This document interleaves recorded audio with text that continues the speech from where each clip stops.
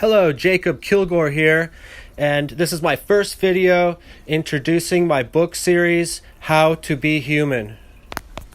And since it's almost Halloween, I've decided to introduce my essay, Disembodied Heads, as if I want you to imagine if you had no arms, no legs, no torso, nothing but a floating head with eyeballs and a brain and a mouth and all the things that come with it.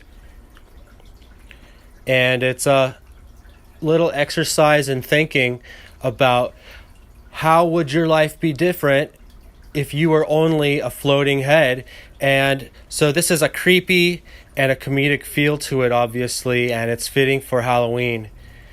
And I say this because in my book series, I want us to remember what can we do to have a meaningful life. And this includes things like using skills we've developed to create things and to help others. And that's really general, but we get a lot more into it we'll get more into it in the videos, and it's in all through my book. And I emphasize doing extra things in life, right? But some people are so exhausted already with working long hours, working hard, or taking care of kids. I understand. But this is just something to contemplate and keep in mind. You know, what are you going to leave behind? What will people remember you by? It's something we can keep in mind, you know, as we go through life. What can you offer when somebody has a potluck? Do you have any skills that can improve the world somehow? Just like that. So, opposed to someone who's no different from a disembodied floating head, you know, they're just observing things with their eyeballs and recording them with their brain. Maybe some chemicals pop off and they feel something. But what does that really add to a meaningful life? You know, does it lead to you saying, oh, that was worthwhile?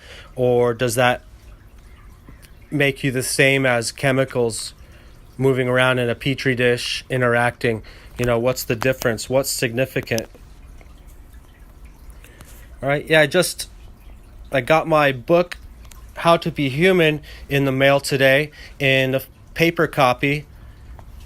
And I got Overcome Yourself a few weeks ago, and I have ebooks. They're all ready, but I want to start this book series off a little different by interacting with the readers, the listeners, whatever you want to call yourself. Okay, and here we go. I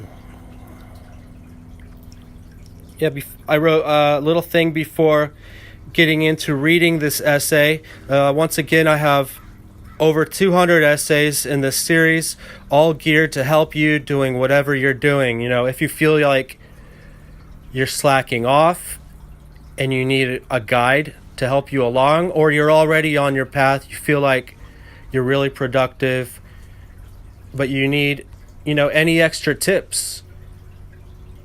This 200 set of essays you can read through. It's a whole systematic set of ideas that I developed over 7 years. And try to keep a general tally, I write, of how much time you waste in a day, in a week, and in this life. Consider if you would like to contribute to things you are more proud of, if you are already. It is in your power to be the you want to be. Okay, on that note, I'll read my essay in the spirit of Halloween, Disembodied Heads. Consider if your life would be different if you were only a floating, disembodied head. You could still watch things and tell others about them. You could learn to tap a remote or mouse well enough with your nose to choose new programs or movies to watch.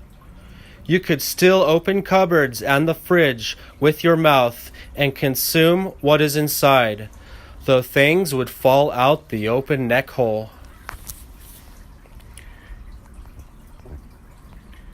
Considering only eyes and the recording equipment in the brain, how are those different than a video camera? Do the areas of the brain related to logic and emotion make the difference? What if a floating disembodied head were locked in a room, watching programs and movies for all its life? Would this be different than a video camera? If it would not be much different, what could make it much more meaningful? For two disembodied heads to be in a room for life, observing programs and movies?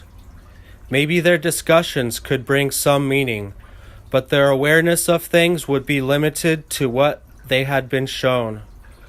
And for what reason would they be considering these things for? If they were people with complete bodies, how would it change things if they were still locked in a room for all their lives, observing things on a TV or computer screen? If someone with a complete body watched programs and movies all day in his or her house, would it be better? If two people with complete bodies worked long hours on opposite sides of the clock and barely saw each other, would it be better?